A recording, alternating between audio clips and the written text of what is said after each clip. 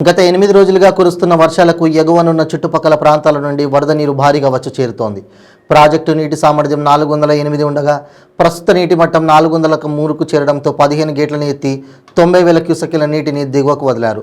లోతట్టు పారివారిక ప్రాంతాల ప్రజలు అప్రమత్తంగా ఉండాలని పాల్వంచ రూరల్ ఎస్ఐ జంపాల కార్తిక్ తెలిపారు. మరియు కిన్నెరసాని ప్రాజెక్టును సందర్శించే పర్యాటకులు ప్రాజెక్టును తిలకించేందుకు రావద్దని సూచించారు. అత్యవసర పరిస్థితుల్లో గవర్నమెంట్ హెల్ప్ లైన్ నంబర్లకు ఫోన్లో సమాచారం అందించాలని కోరారు.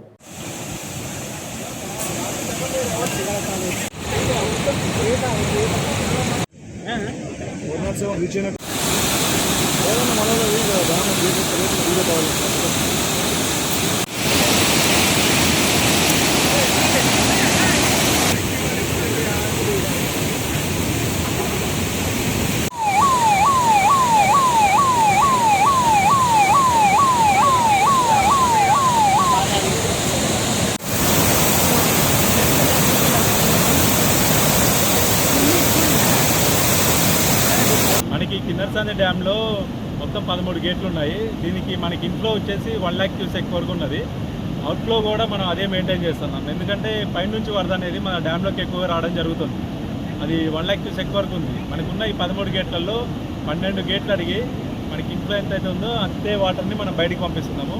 ఇది ఈ డ్యాంలో కొంచెం మరమ్మతులు జరుగుతున్నాయి. 10వ గేట్ది అది కూడా రిపేర్ కావడానికి వచ్చింది. దాన్ని కూడా తెరవడానికి ప్రయత్నిస్తున్నారు. అందుకే దాని కొరకు ఏంటంటే సందర్శకులకి చెప్పేది ఒకే విషయం ఏంటంటే డ్యామ్ సందర్శనని వాయిదా వేసుకోవాల్సిందిగా పాల్వంచ రూరల్ కిన్నెరసాని పోలీసు వారు మిమ్మల్ని పోలీసు వారి తరఫున విజ్ఞప్తి చేస్తున్నారు. దయచేసి ఇది గమనించగలరు. మీరు ఏదైనా సందర్శన ఉంటే ఈ వరదలు తగ్గే వరకు వేచి ఉండి తర్వాత రావాల్సిందిగా పోలీసు వారి విజ్ఞప్తి.